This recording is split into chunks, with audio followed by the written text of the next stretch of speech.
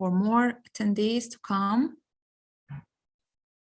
We are also live on YouTube and on our Facebook channel. I will turn on my, okay.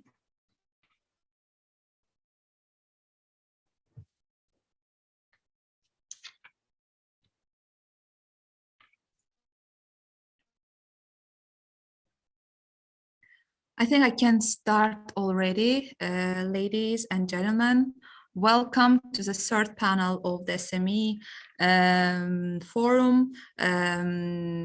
This is the third panel, as I mentioned, and first panel of the day, but the last panel of the forum. We had already two panels yesterday on agriculture and tourism, and today we are going to continue with a very specific and sensitive topic, which is female entrepreneurship.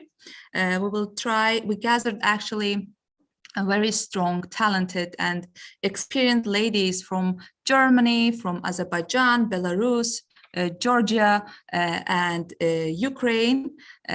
So I think it's going to be really very interesting, very outreaching and very productive discussion today. So it's a special day for me as well, and topic is special for me as well because it's my first appearance after 4 or 5 months of break, let's say maternity leave. So that's why very interesting to talk about this issue together with you ladies. I will try to mention a couple of reminders before we kick off. First, there is a translation, simultaneous translation, and for the participant, for the attendees, you can click on the button interpretation, which is at the bottom of your screens, and you can switch the channels. So you can choose whatever language you want. So we have German, Russian, Georgian, and Azerbaijani translations.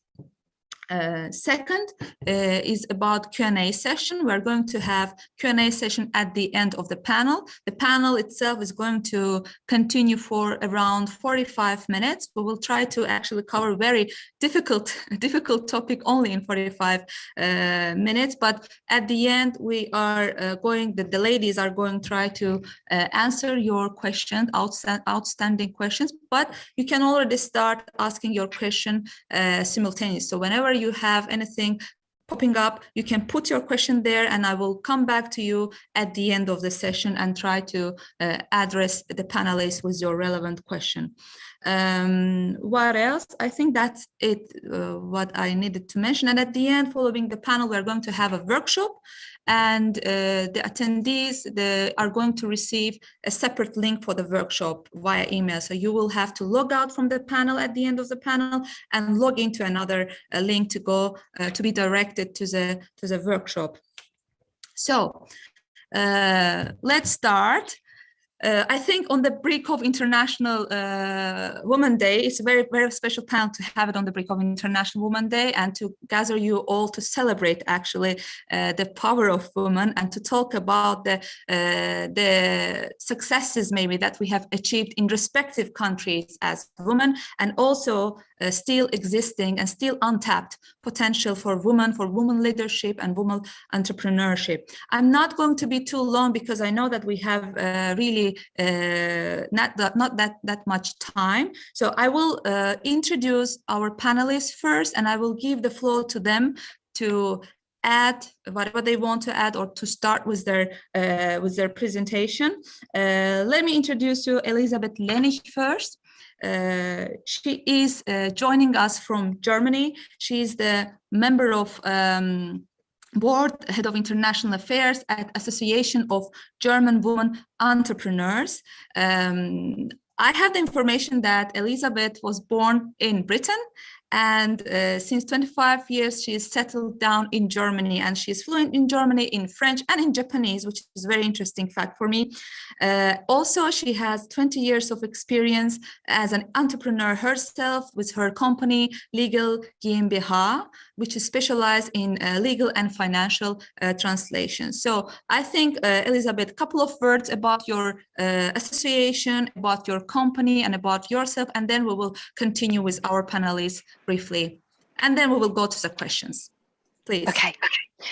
The Association of German Women Entrepreneurs, which we call VDU, was founded after the Second World War and is the largest association for female entrepreneurs in Germany.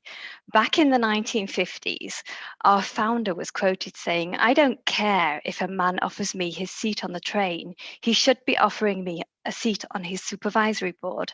And that is, in fact, a topic which is still relevant today.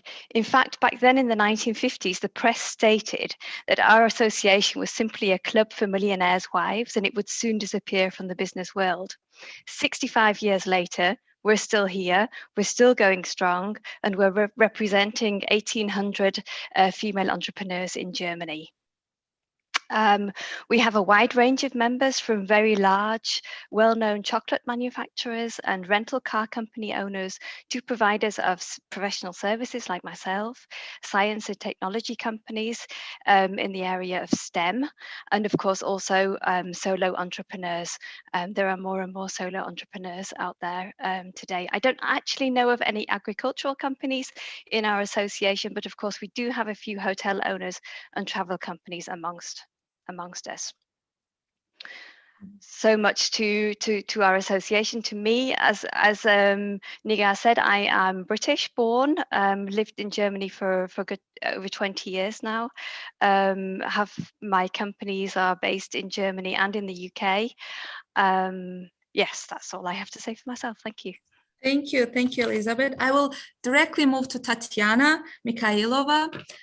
Tatiana is actually a very celebrated, almost public figure, I would say, in Azerbaijan. We know her and we follow her with a great excitement. She is a chairwoman of 100 businesswomen of Azerbaijan, businesswomen in Azerbaijan. It's a network and a platform which unites female business owners and women at the top executive level, at local and also at international organizations in Azerbaijan. I know that she's always actively involved in empowering women, not only in Baku, but also in regions. She has been participating in several programs and projects related with women empowerment. And I'm sure she has a really big, huge experience to talk about today. Tatiana, maybe you can give an introduction, what you are doing right now, what projects are you involved in, just briefly about the association as well. Thank you, Nigar, and thanks to the Chamber actually for organizing this event. I'm sure we are last but not least. And even if the topic, as you said, is sensitive, I think that's a necessary one to discuss. I'm myself coming with a business background. I'm an entrepreneur, serial entrepreneur, I would call, both social and purely commercial. And that this is what was driving me to create the organization for the women who are at the top level executives. And that's not only for networking, but the basic idea was the impact which we can bring to the society, meaning that in the framework of what we're doing, there are lots of the mentoring projects. There are also projects which are aiming to help the women entrepreneurs grow. And one of them was just the pre-pandemic one. We were, I would call it like we were jumping into the last like train before the pandemic, and we were doing the scale up accelerator for the women entrepreneurs to help them either grow or exit their businesses, because you know there are lots of the gray areas which we're not talking about in the businesses, and especially in the women businesses. We are very difficult in terms of where it needs to be said goodbye to the business, and that's good meaning, either to sell it or you know, to quit it or to establish something new, because we as women are more emotional. And I think this is our strength. This is not something which is like, you know, make us less powerful or less like, you know, smart, but we are impacting with our businesses all the time in societies, okay? So as I said, there are plenty of the projects. I'm also working and developing the corporate women leadership programs for the different organizations and for the holdings inside and outside of Azerbaijan to inspire the women, to help them grow, to empower them, whatever the word is. I'm not quite sure. I'm quite happy with that terminology, which was already overused. The same as the International Women's Day. And probably you have been watching that, like, you know, story of yesterday commercial of one of the brands which was promoting the woman in her house doing all the house chores, when the man was like, you know, well done, good for you, I'm off to celebrating something else. So I think one of the roles and one of the hats I'm wearing is just like, you know, delivering or making the literacy in terms of what is really women leadership. Again, you know, finalizing this everything. I don't believe in the mono communities. I don't believe in the male communities, but I don't believe in the all female communities. I think only the synergizing our efforts or our special skills, we can really win the world. That's right. I totally agree with what you said. Thank you, Tatiana.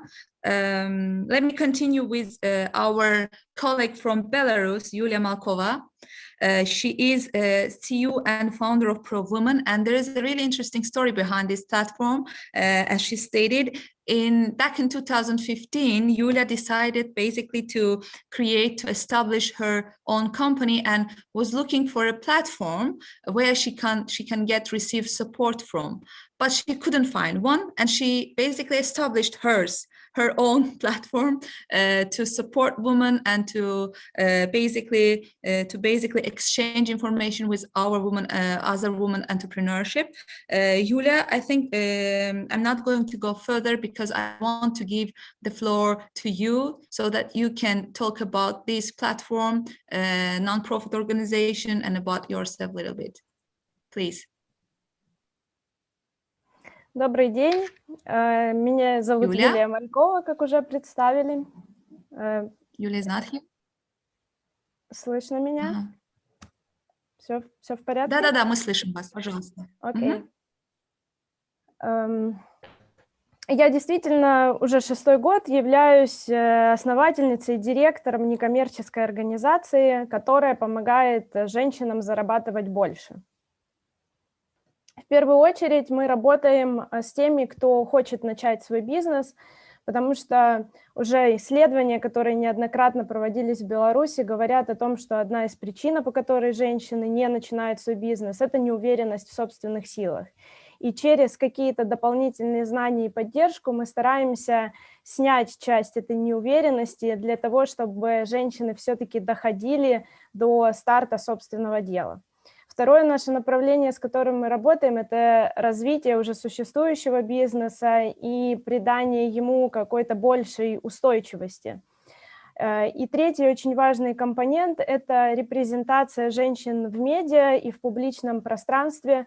Мы хотим и стараемся, чтобы женщин, эксперток было гораздо больше, они были лучше представлены, и журналисты и организаторы мероприятий чаще обращались к женщинам за профессиональным опытом и знаниями.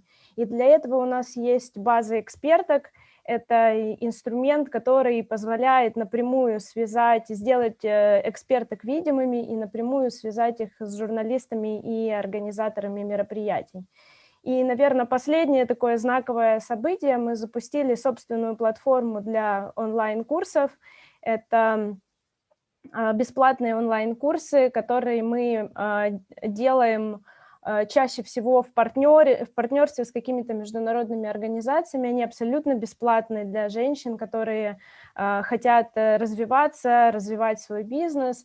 И вообще благодаря онлайну, мы вышли в онлайн только когда начался ковид, и благодаря онлайну нам удалось значительно расширить свою географию. Теперь мы охватили не только больше 36 городов в Беларуси и маленьких городков, но еще и вышли в 17 других стран. Это те женщины, которые подключаются к нам для наших онлайн-мероприятий и курсов.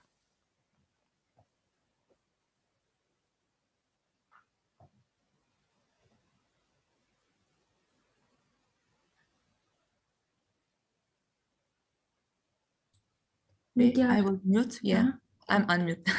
Thank you very much, Yulia. Спасибо большое. I will switch to Nina Elizbarashvili, who is joining us from the neighboring Georgia. She is the founder and president of the Georgian Association Women in Business, and she is an expert in the field of SME business.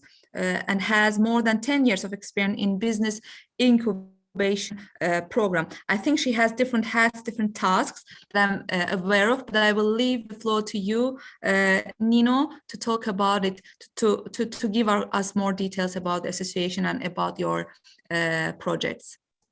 Thank you. Thank you very much. Welcome, everyone. Let me, on behalf of our organization, Women in Business, Georgian, great participants of the SME Forum, and wish you great success in your activity. Thank you very much for invitation. It is great honor for me to take part in this forum and talk about challenge Georgian women entrepreneurs face, especially now in this process of overcoming the difficult faced by the coronavirus. Georgian Association Women in Business is a service providing organization which support the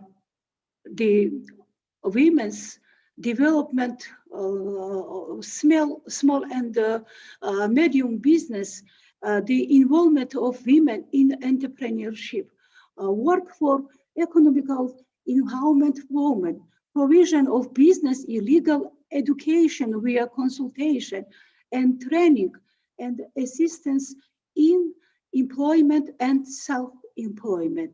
We have 600 members. We work is in all sector, trade, service, tourism, agribusiness, agriculture, in all region, Georgia. We also are member of the Georgian Chamber of Commerce. And all times we help women take their place in international marketplace, for which conduct a special course in international trade, DCFTA, assist in the production and sale of organic products. Practical entered in paid to interest in European economical models, the creating of women's cluster in rural area. We have 10 years experience of business incubator programs. Thank you very much. Thank you, Miss Elizbarashvili, Nino Elizbarashvili, yeah, right? Yeah. Okay, and let us hear from Natalia too, from Ukraine. She's also, we are building our next bridge with Ukraine now. Natalia is a non-executive member of the supervisory board of, I don't know how to pronounce it, Natalia, but Ukrhydroenergo, I think is it right?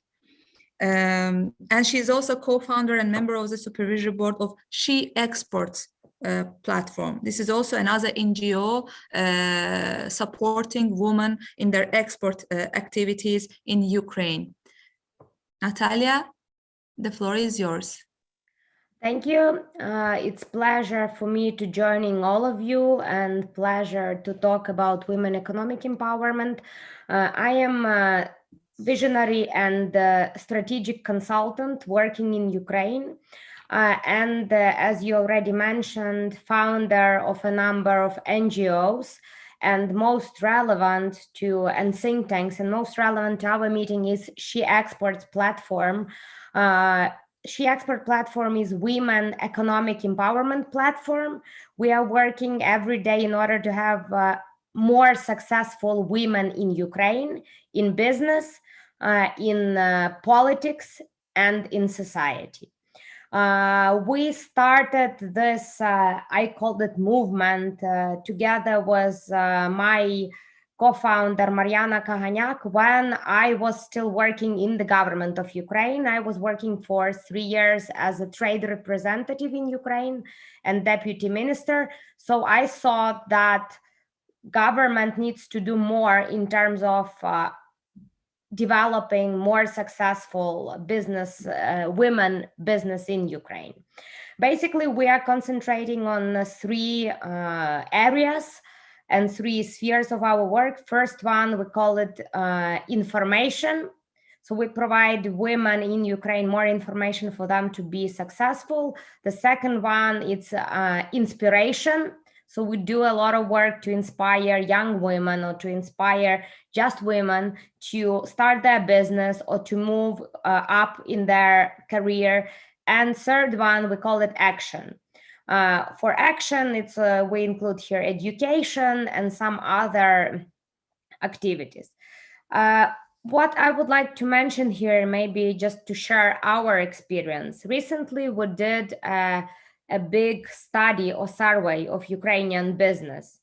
And among other questions related to regulatory environment, to business climate in Ukraine, we also asked questions to the participants, to primarily C-level people and owners of small and medium-sized business. We asked them some questions related to women economic empowerment. And what we discovered is still that a lot of women are struggling with their roles as at top level of the companies or shareholders of the companies because they are women. So there are a lot of answers, like honest answers, that women told that they feel some biases or they feel a different approach to them when they are doing business.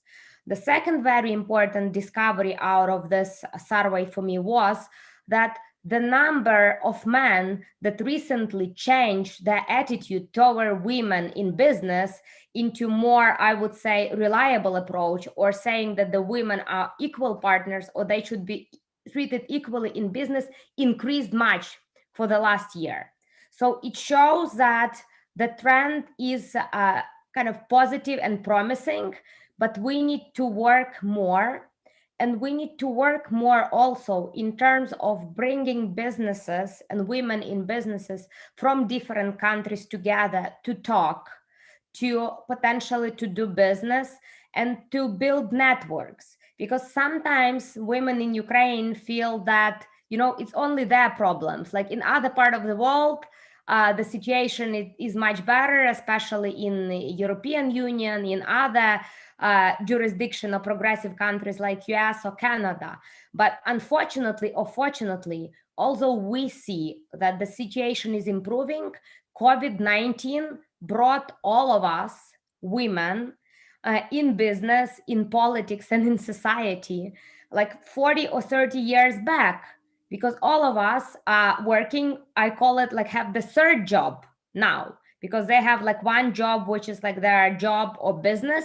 Second job is some household activities, because it's calculated that we spend at least 4 hours more than men on all the household work. But now we also have the COVID-related work, which is looking after kids while they're homeschooling, looking after our parents and our partners' parents, etc. So basically, I think that especially now, this type of networks, international networks, international communication is very important, especially if they are concentrated not only on just meetings and talks, but potentially they are concentrating on some deals making. Because I believe there is a lot of untapped potential in deal breaking or deal making between women run or women led businesses through the Europe. Thank you so much.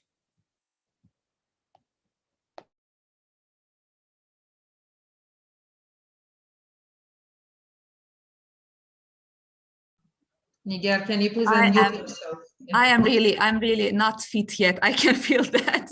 I'm not ready yet.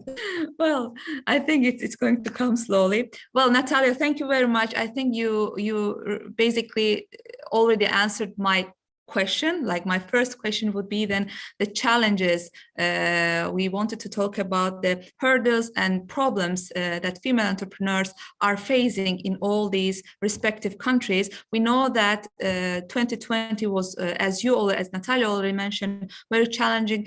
I would say not only for women and female entrepreneurs, for all entrepreneurs, for everybody, for us as well. So it seems like the uncertainty lingers in 2021. So I think it's a good time to speak about the impact of the pandemic in female entrepreneurship and the challenges and problems that it's bringing with it. So let me first mention the report that we produced.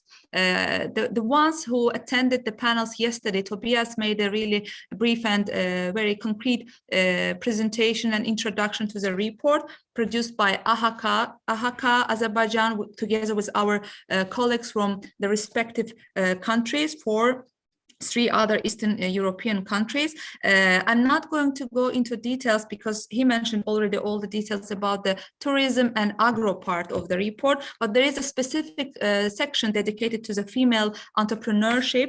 We asked, I think 150 people participated in this survey, and we had also a couple of interviews with experts. And one mutual answer was that legally, like on paper, actually women and men, there are not grave differences between women and female and non-female entrepreneurship, let's say. However, when it comes to practice, when it comes to reality, there are real problems that needs to be addressed. So I will go back to first to Tatiana. Maybe she can give an insight into challenges that Azerbaijani female entrepreneurs are facing in our country. Thank you, Nigar. Well, as Natalia said, like, you know, the challenges are generally the same all over the world. We are thinking that we're alone, but we are not. I mean, I'm traveling all over the world, speaking at the different events, talking to the different women from all different countries.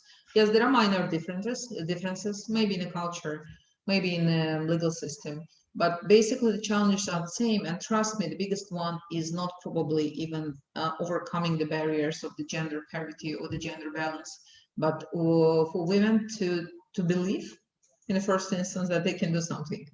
Because, you know, due to the thing how we were raised, and let's be honest, I mean, when we were all girls, especially, I mean, I'm the product of the Soviet system, you know, in its first instance. And yes, I was active. Yes, I was like, you know, going through the through pretty, like, you know, diverse life. But we were always said that, like, you know, you're the girl. Watch yourself, you're the girl, and, like, you know, think what you're saying, you're the girl, you're supposed to be. I mean, this supposed to be is something we took with us through the life. And when we're growing, at some point, especially when you want to, like, you know, when you want to start something, the first is, like, you know, how you're supposed to do that. That supposed to is something which is, like, you know, ringing on your head all the time. And when you talk to someone from your surrounding, and you're lucky if you have someone who is, like, not the idea killer, but in most instances, like, you know, do you really need that? Can you imagine what will happen when you start that? So that first phase of the self-believing, okay, the first phase of, like, you know, listening to someone who would be really supportive. And when the women are coming to me, and I'm doing, like, a number of the sessions in coaching and mentoring for the women, I'm always asking them, like, you know, to remove the noise of the idea killers from your surrounding. Whoever is saying, like, you know, I doubt you need that, I doubt you would be able to do that, just, like, you know, stay away from them. But then the second thing is, like, you know, how as the states, and my question is not, it's not a question, it's probably the rhetorical one, but how as the countries we promote the idea of, yes, you can do it, and yes, go and start it. And what we're messaging to the women, okay, like, you know, where are those basic things which women can see as the signals of the green light that, yes, it's welcomed. And I'm talking both about the legal system, the law system, and probably the messages from the small and medium business, because we are talking about the small and medium business, okay, and this is the base of the whole economy. And where are those, like, you know, the messages from those legal entities, the public entities, that, yes, we are looking for the female startuppers. Yes, we are ready to bring them the products which will help them, which will support them, because female business is different whether we want or not that. Female entrepreneurs are different whether we want or not. And that's, I mean, that's not a bad thing, that's a great thing. Again, like, you know, I've mentioned about this. So when we're talking especially about my country, again, things are not different, because when you come to the bank, you're facing the same products, you're facing the same things, but you're first asking yourself, how easy is an access to the capital? Because when a woman is asking herself about starting up the things, she's less risky, let's put it this way, okay? She's always thinking, okay, what if I lose? And her thought is, if she loses, that will be, of course, the impact on the family, the impact on the kids. She won't be able to start it again, etc. While the man is like, he's thinking slightly different, okay? So where we can see that there are special programs which are run by the states, and I truly believe that the countries at the state level, at the government level, need to run the programs which are reassuring, guaranteeing the special conditions for the women entrepreneurs. And this is what we're missing, I think, everywhere, okay? I think that, well, some of the countries are doing it better than others. Some of them are less, but in my personal opinion, I'm always for such kind of international events, whether online or offline, to exchange the good examples, the examples which really worked, the cases which really worked, to be applying them on the places. We don't need to invent the bicycle right now. Things are really existing. All we need is just like, to be actively talking to each other and see, okay, if this program has worked, we can implement something similar, probably localized here. Because again, access to capital, then for the women, especially now in pandemic, come on, like, the women has been suffering a lot because doing the home chores, sitting and like, at home trying to work, but at the same time trying to explain to the kid that you can't like dedicate yourself despite your being home, but you can't because you're working. And the kid is right, because he or she is used to be seeing you belonging to them while you're home, and now you can't do that. So creating the special conditions, and I do believe that, like, the female accelerators or the female workspaces are working good. If we talk about the women who have the small kids, why not running the special co-working spaces where there is a kids room? We don't have it, but these things are so much helpful, because this is a small tiny thing, but that helps you because you can bring the kid, you don't need to hire the nanny, the kid is always with you, but at the same time you can dedicate yourself, and at the same time you can get the expertise from the special co-working spaces. I mean, small things, and sometimes we don't like understand how the small things are creating the bigger picture. We think about like great education programs, etc., but actually small things create a big difference, especially in terms of the female business. I don't know if I've answered your question, Nigar. I think you did already, Tatiana, and I can relate to that. I'm a new mom, but I can already relate to that, sitting at home in front of the computer and knowing that your baby is with someone, with your mom, I don't know, because there are lucky women who get some support from family, of course, but there are also women who don't have that support, and they need to hire someone to look after their kids. And, it's not always the option for women to hire someone to look after the kids. So absolutely right. I totally can relate to that. Speaking about, that's one issue that you mentioned, I think, was the infrastructure that you really elaborated on very well, that we need some infrastructure and facilities to support working women. The other point that you mentioned was access to financing. I think we will go to Yulia, because she mentioned this problem as one of the main challenges in Belarus. And she said, I think in our report, that 9 out of 10 loans are issued to male entrepreneurs, and actually majority of women they receive rejection when applied for a loan in Belarus. Maybe you can give us a bit more insight into this, Yulia.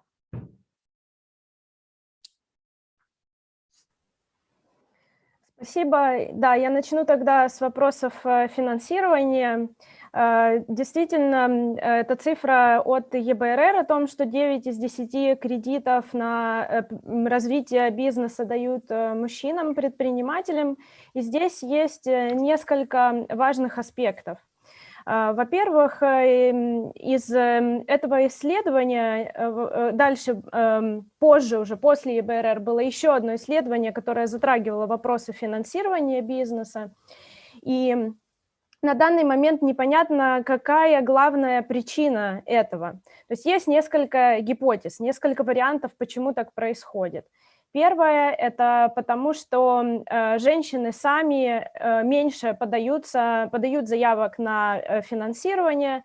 И один из вариантов – это то, что женщины менее склонны к риску, и в основном их бизнес медленнее растет. Но очень интересно, что исследование BIT и программы развития ООН полностью это опровергает. Сами женщины, участницы исследования, респондентки, говорят о том, что они не считают себя теми людьми, теми предпринимательницами, которые не рискуют и отказываются от роста бизнеса во имя того, чтобы не рисковать. Второй важный момент, который может объяснять эту цифру, это то, что, в принципе, женский бизнес часто находится в тех, женщины открывают бизнес в тех отраслях, которые меньше ориентированы на рост, менее маржинальны. Это часто может быть связано с услугами, допустим, меньше залогового имущества какого-то, это не производство, допустим, это не инновации. И, соответственно, это становится причиной отказа. Но есть еще одна гипотеза, которую компания BIT из Великобритании, которая помогала делать это исследование, предлагала проверить, это то, что основная причина в этих решениях о нефинансировании женского бизнеса кроется как раз-таки в предубеждениях. И один из вариантов, который предлагался, но, насколько мне известно, сейчас к нему пока не перешли, к этой стадии тестирования гипотезы, это поработать с каким-то конкретным банком для того, чтобы убрать информацию о гендере, о заявителе из заявок. И, соответственно, проверить, будет ли в таком случае лучше приниматься больше решений приниматься в пользу женщин. Это то, что касается финансирования и то, что известно уже и каким-то образом поднимается в исследованиях страновых. Если говорить о другом, то, конечно, хочется сказать, я думаю, что общие барьеры, с которыми сталкиваются женщины в бизнесе, они достаточно одинаковы для всех, и другие панелистки уже частично их затрагивали. Но есть еще несколько важных вещей, которые я хочу осветить. Первое, это касается именно COVID, потому что мы в июле делали собственное исследование с Международной финансовой корпорацией о состоянии женского бизнеса, о том, как он переживает пандемию и как адаптируется к ней. И оказывается, что женский бизнес был в достаточно уязвимом положении по нескольким причинам. Во-первых, так как это часто услуги, не все услуги можно было быстро цифровизовать и перевести в онлайн. То есть кто-то с этим справился проще, например, какие-то образовательные услуги, школы, но кто-то, как то, что связано с бьюти-индустрией, к примеру, салоны красоты и так далее, они, конечно, в какой-то момент для них рынок замер. Второе, то, что было связано с COVID, это то, что потребительское поведение, то, что от части услуг или товаров сами потребители, клиенты отказались, потому что поставили на паузу свои траты. И третье, все-таки достаточно часто женщины открывают бизнес в сфере образовательных или социальных услуг. Это, допустим, детские сады, образовательные школы, какие-то бизнес-мероприятия. То в марте рынок образования просто рухнул, когда появилось очень много бесплатных возможностей для обучения, и все эти услуги оказались временно неактуальны. И еще одна важная вещь, о которой часто говорили женщины, респондентки этого исследования, это то, что они оказались дома, во-первых, с детьми, в острой необходимости еще дополнительно заниматься какими-то семейными обязанностями, в то время как в бизнесе нужно спасать бизнес, бизнес находится в кризисе. И второе, что, конечно, у них к обычной двойной нагрузке, с которой так сталкиваются женщины, появились еще какие-то дополнительные заботы, например, пожилые родители, о которых нужно было заботиться, их нужно было оставить дома на самоизоляции, и помогать им с этим справляться, с какими-то бытовыми вопросами, покупать продукты и так далее. То есть это то, что звучало у очень многих женщин, предпринимателей, и, конечно, это опять-таки возвращает нас к проблеме и к стереотипам о том, что семейные обязанности, все, что касается вопросов заботы о детях или о доме, оно по умолчанию ложится на женщину, и она к своей карьере или к своему бизнесу дополнительно еще должна заниматься всеми этими вопросами.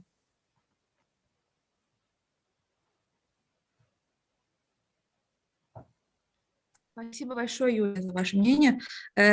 Nino, from Georgia, do you have anything to add or anything to mention before I go back to Elizabeth with all this information that we have from 4 different countries? Hello? Hello, yeah, we can hear you. I am here. Yes, yeah. The gender equality, especially very difficult in the rural area, when tradition, stereotypes are strong, and engagement of women programs, development for small business in law. It is now the development of women entrepreneurship has important benefit, both economically and socially. Women entrepreneurship is not only driving for job creation, it is also contributes to personal fulfillment and achievement of social objectives. Yes, we have more barriers and challenges in Georgia. First of all,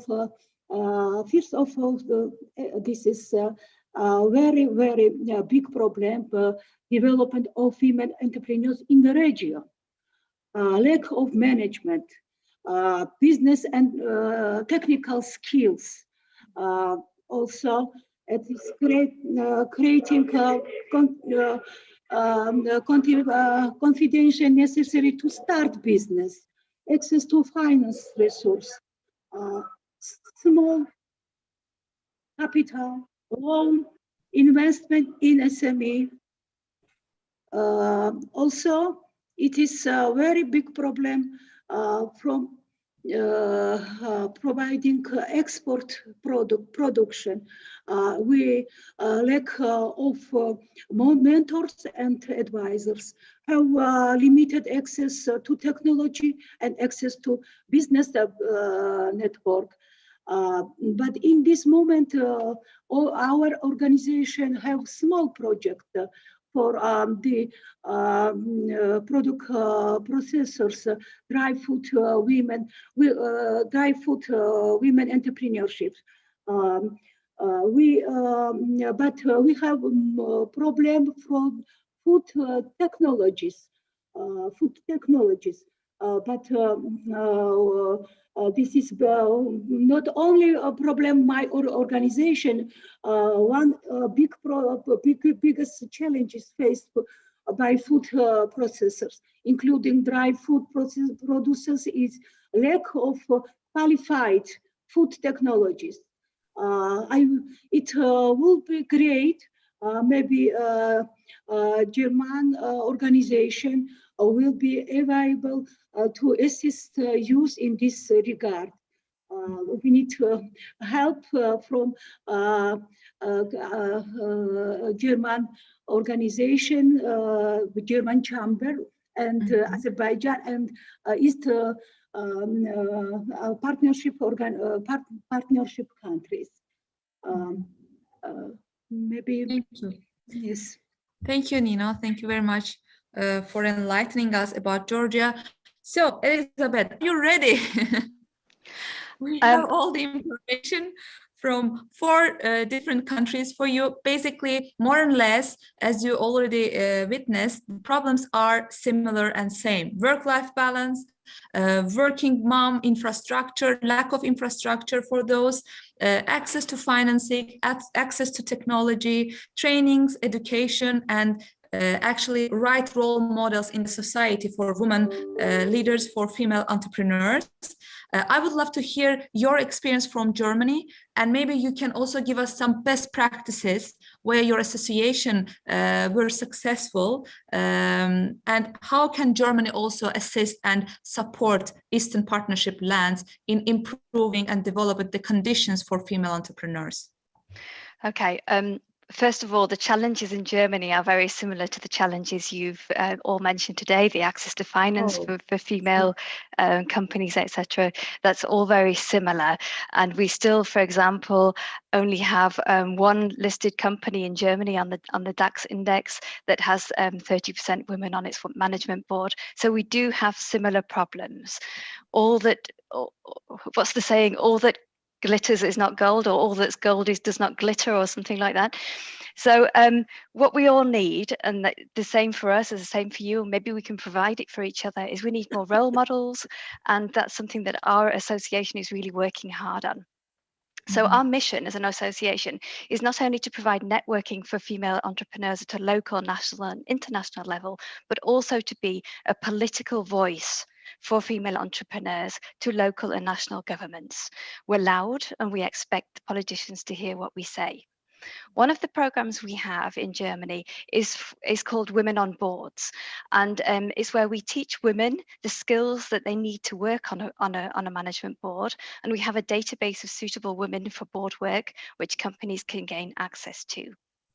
We also have a prize every year called She Succeeds, which is partially funded by the German government, by one of the ministries.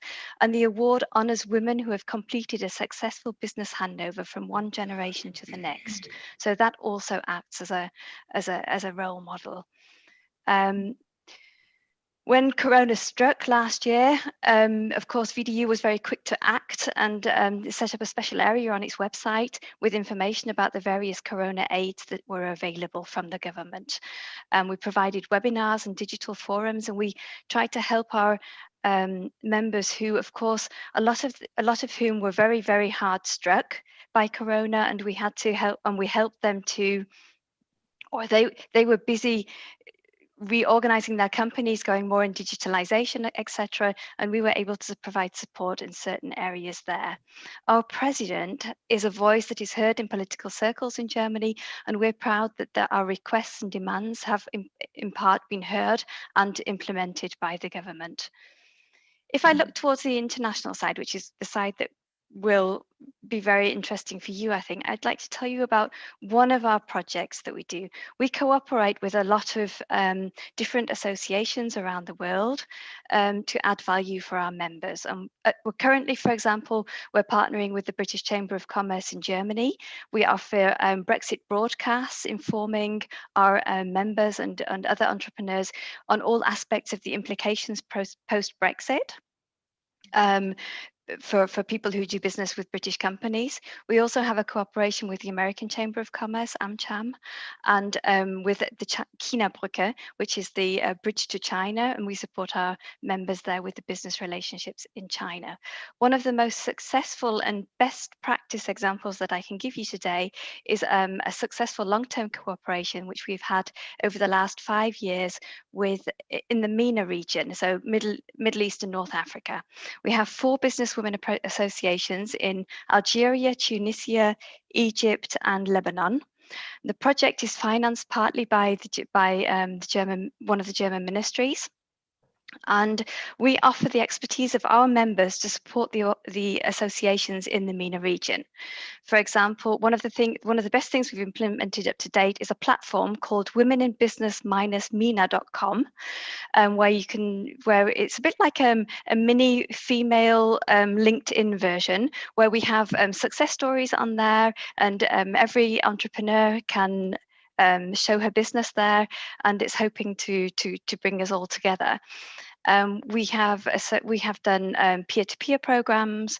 We had in 2020 an annual. We started our annual online conference with, I think we had 300 women in there taking part.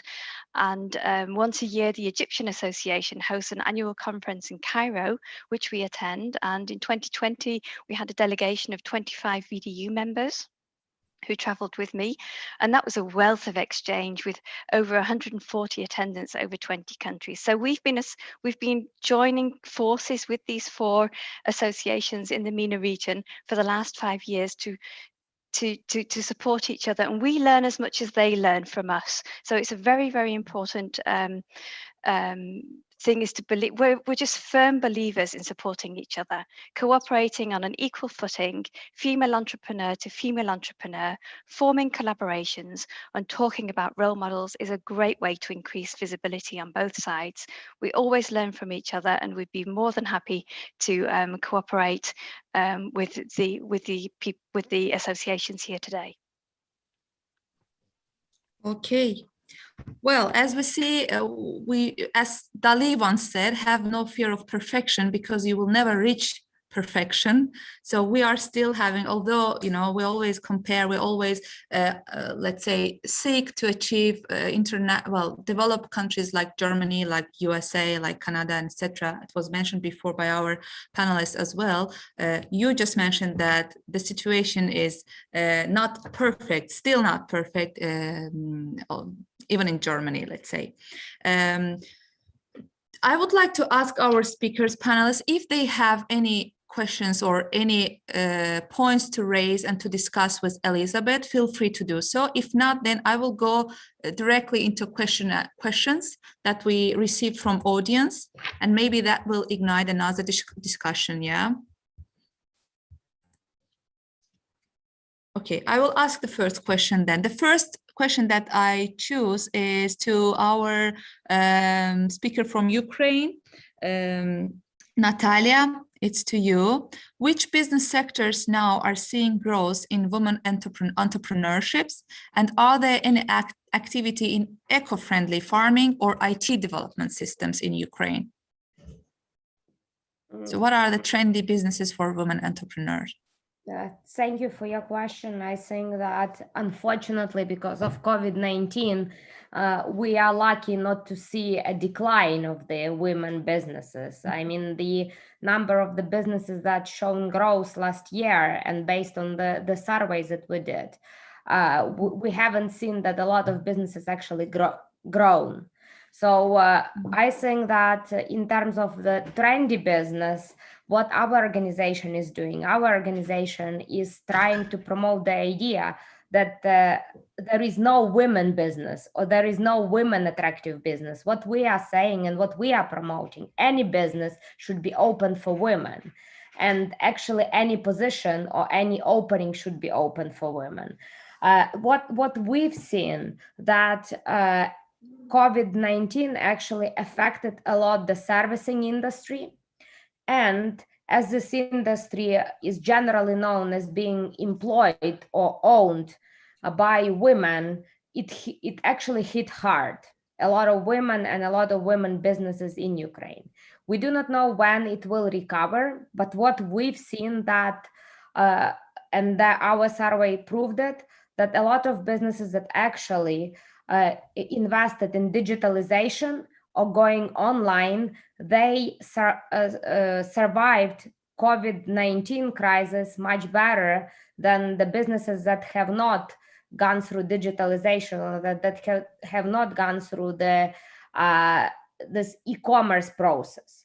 So the second very important issue that I would like to mention is that unfortunately, because of COVID-19, we haven't seen so much of the new businesses started by women in Ukraine, because COVID-19 affected a lot of business initiatives, and we expected to have more new businesses coming, but because of this, I called it the third job or some other issues related also to access to finance, we haven't seen the much growth there. In terms of this eco-friendly businesses, definitely, I really agree with what Nino mentioned today, that we primarily concentrate on business in big cities. But if we look into the rural areas, or if we look at the even small cities or like mid-sized cities, the situation was women economic empowerment and women business there is again not as good as in big cities. The statistics in Ukraine shows that we see a lot of women owning micro business or starting their micro business, but we do not see a lot of women at the level of owners or shareholders in big business or in mid closer to big business. So basically there is a gap between the successful women or successful women run or women owned or women led businesses on the micro level or small businesses and mid to big businesses.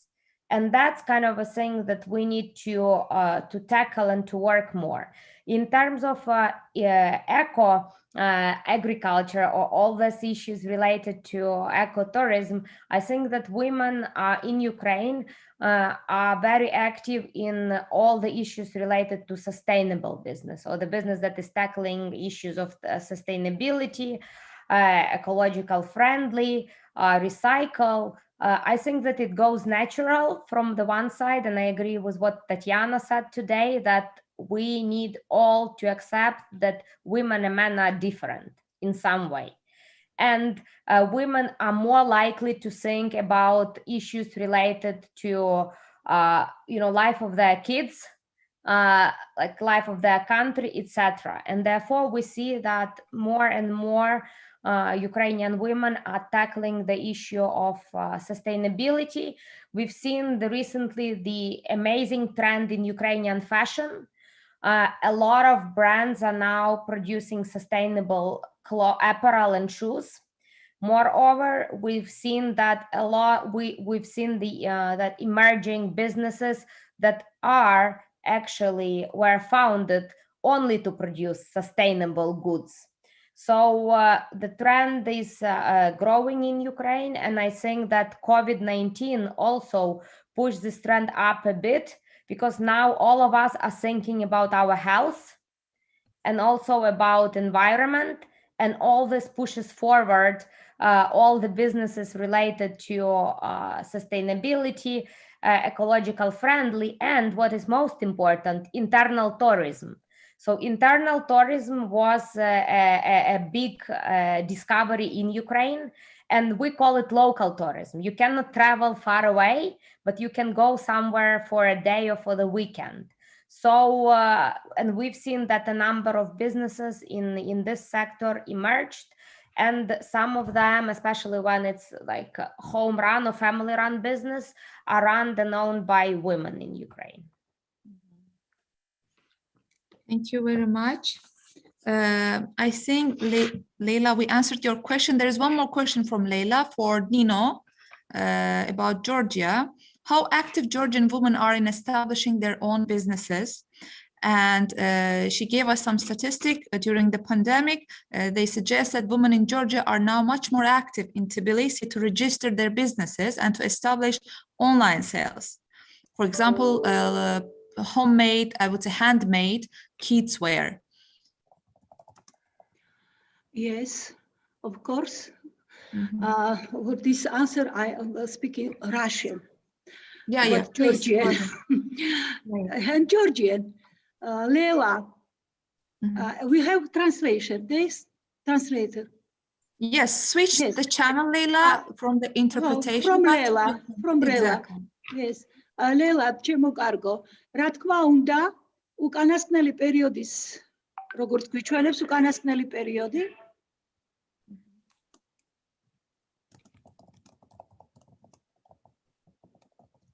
ქალები განსაკუთრებულად აქტიურად არიან ჩართულები ბიზნესში. Is it translated? No? Right a second. ამის საშუალებას იძლევა სწორედ ის სახელმწიფო პროგრამებიც, სახელმწიფო მხარდაჭერა, რომელიც გვაქვს ჩვენ მეწარმე ქალებს. ეს არის აწარმოე საქართველო.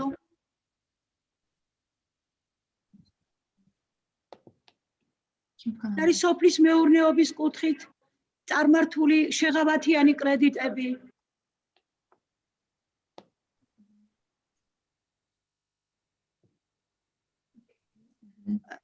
ეს არის ასევე EBRD-ის კრედიტი ქალებისათვის.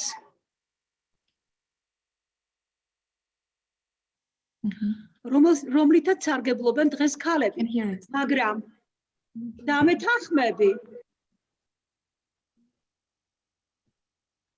რომ ის ბარიერები, რომელიც მე ჩემს გამოსვლაში აღვნიშნე და გამოწვევები, რომლის წინაშედაც ქალები დგანან, სამწუხაროდ კვლავ აქტუალურია.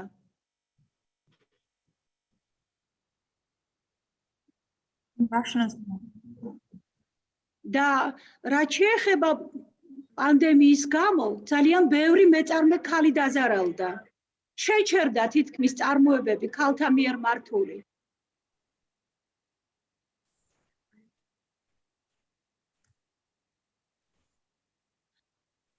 Online გაყიდვები, რა თქმა უნდა, ეს არის ყველაზე არაჩვეულებრივი საშუალება, მაგრამ სამწუხაროდ ყველა ქალს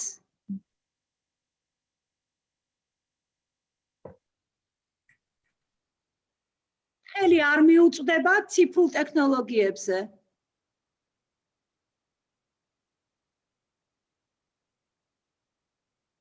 თუ გნებავთ, კიდევ გავაგრძელებ საუბარს. ნელა გისურვებ წარმატებებს შენ საქმიანობაში.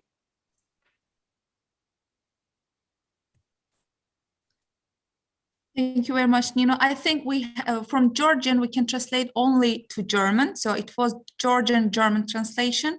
But if you try next time in Russian, then it will be available in other languages as well. So we have only Georgian. Maybe I speak Russian. It's no problem. Yeah, next time. Next Я тоже могу по-русски тогда все сказать. Хорошо, хорошо. В следующий раз будете на русском, без проблем. На русском тогда я скажу. Okay, let me move to... Повторить опять, да, то же самое? Не, хорошо, я повторю. Не надо, да. Ага, хорошо. Okay, let's move to the next question because we have some more questions coming in and we have not that much time. I was about asking, yes, a question to our three speakers at the same time. Where is that question? I cannot find it. Why? It's not there anymore. There was a question about the associations. Answered, okay. Okay.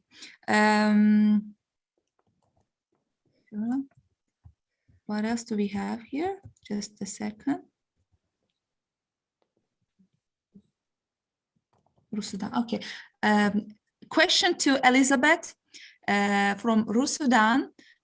I live in Germany and I have business idea for Georgia with CSR. I'm looking for financial support for my business. Can you please tell me where can I apply? Which kind of opportunities I have in Germany? Rusudan, I suggest you contact me separately for that. There are startup agencies based in Berlin who can help you find financial support. I'll put my email address in the chat, and then you can or I'll answer to your question with my email address, and then we can contact separately. Thank you. Yes. Okay. We had one question from Ilgar to Tatiana, maybe. I will ask Tatiana first. Are your association financially sustainable, Tatiana? If they are, if it is, what is the business model that you have in your association? Thanks for the question. I think, like, this is that's a great one, because we're working on, like, sort of the sustainability process at the moment, and we are working with a couple of the consultants, because our particular organization was never aimed to be the organization for the organization, if you understand what I mean. It was more of the business networking and business club, the kind of, creme de la creme of the female business society of Azerbaijan. And it was run without a budget, basically partnered for the events, but we are switching to the membership model at the moment. And that will probably, that will probably create more sustainability. Again, we were driven by the demand and by the requests from the local community, from the local society, from lots of the applications towards the organization. So I would say we are on the way there, but not there yet. Again, I'm always conscious, because I'm in business, and I'm not like really the NGO, and I'm against of the models where we are taking the grants. But instead of that, we are working on a social business model, which is more healthy to my mind, which is bringing the profits for the development of the social needs. I hope I answered. If not, let me know. Okay. Thank you very much, Tatiana. Let me check the questions again. Would you also like to answer this question, because it is also addressed to you, if your association is financially sustainable? Are you asking me, Nigar? Nino, I'm asking Nino. Nino. I think you answered it. You typed the answer, right, Elizabeth? Yeah. Нино? Да, ко мне обратилась как раз вот моя подруга, которая мне дала вопрос насчет сельского женщины, которые живут в регионах. Да, дорогая моя, у нас есть специальные программы государственные, программы поддержки для малого бизнеса и для сельских регионов, особенно женщин. Допустим, мы сейчас именно... Но, кроме того, есть и грантовые, донорские программы, которые проводятся в регионах. Например, у нас сейчас есть маленький проект, мы производим, то есть помогаем женщинам производение грузинских сухофруктов, биологически чистых сухофруктов.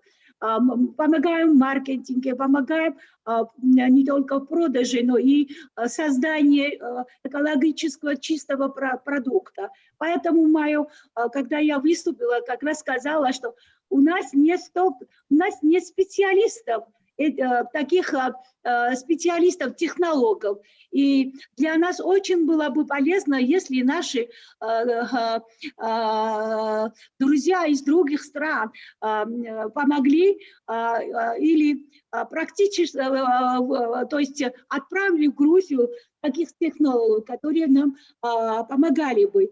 Также, но, кстати, эти программы, эта поддержка очень такая нищета в селах, что нужно активно работать и самым женщинам, но и нам обязательно нужна опять помощь от государства и от донорских организаций, потому что никак не сможем мы включать женщину в бизнесе без поддержки на этом этапе, потому что пандемия очень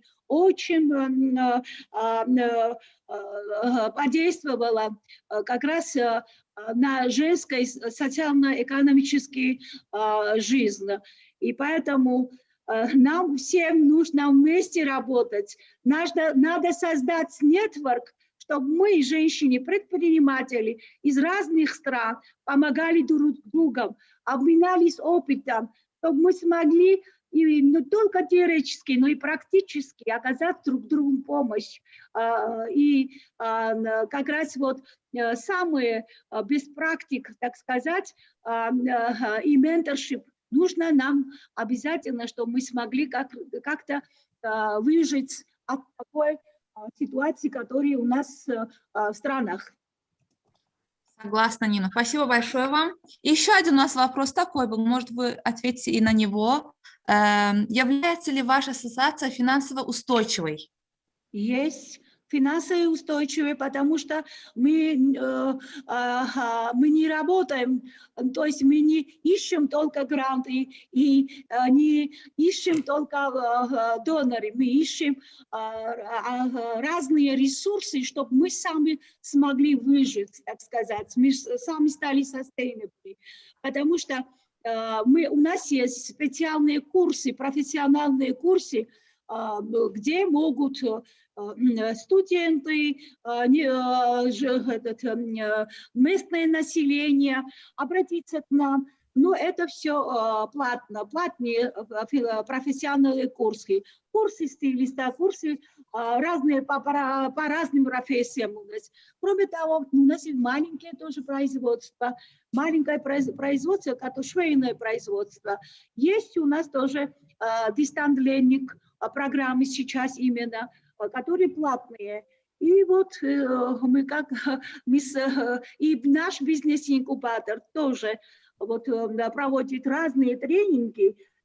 И вот при этом у нас есть, так сказать, доход от именно наших ресурсов, от наших средств. Great. Спасибо большое, Нина, вам. I think we are going to conclude slowly. So I will ask our speakers, dear panelists, if you have something to add, concluding remark or anything that you want to say before we, Tatiana wants to talk. Well, I believe, like, we're still having quite a good attendance of 69 people. So it's pretty nice, considering how tired are people, and we are forthcoming the International Women's Day. And I'm sure, I do believe in the word of the mouth, meaning that, like, some of them are watching us for the interest in developing their women businesses.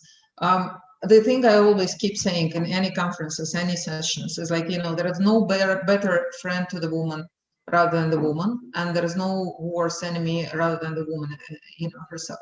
So whenever I'm always calling all the women, it's just like, looking around and seeing probably there is someone, the girl or the older than you woman, who's looking for some kind of support, push, whether it's information or just like, sharing the network or supporting with the contacts or anything else, who could, like, be the driving force to establish something new, or to develop herself, or to just probably increase that belief in herself, which will make her moving to the new direction. The pandemic has made us strong, but at the same time, like, quite drained, because we've been through lots of the challenges.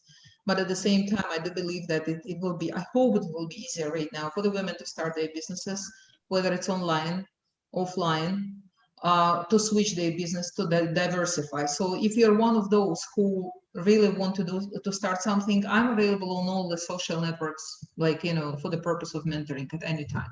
But thinking of whether you can or not, remove anyone, remove anything which says, which makes you doubting. Just go ahead. I mean, if there is a dream, follow that. There is no other chance in this life. The life is one. There is no dream which is given to you without, like, the power to go for it, to follow that. And yes, there are plenty of the women. I'm sure, like, all of the panelists will share the same. There are plenty of the women who are ready to support you, who are ready to share their knowledge with you, and who are ready to be with you and be behind you, like, supporting you with, like, with all those good vibes. So go for it. I mean, go ahead, and the world is yours.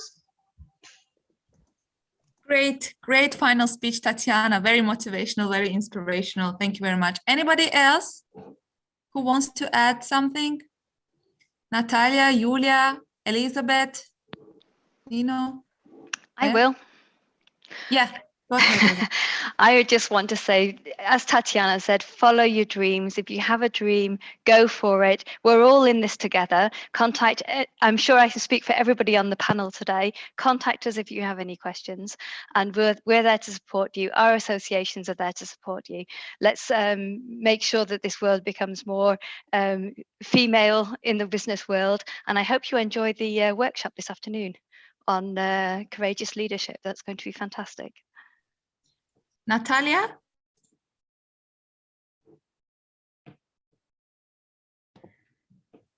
Thank you. I think that we had a great discussion today, and I'm very pleased to meet or to see, because I met somebody of the speakers today at the panel. I believe that we need to build upon our discussion at the panel. Would be happy to touch base upon with the speakers privately and potentially develop new projects. I think we can learn from each other a lot. I think our women in our country could benefit from our cooperation a lot. And I do believe in women power, because what I know and what I've seen from my professional experience is when women decide to do something, it happens. So I believe in women power. I believe in men supporting women power. And I think that one of the issues that we can work upon together is how to engage more men into supporting women in our countries and on international arena. Thank you very much. Thank you, Natalia, too. So I would love to thank you all, dear ladies, for your valuable insights, for your priceless contribution. It was my pleasure to moderate this panel after a break that I had. And maybe one last message from today's panel would be just to round up. Nino, would you like to add something?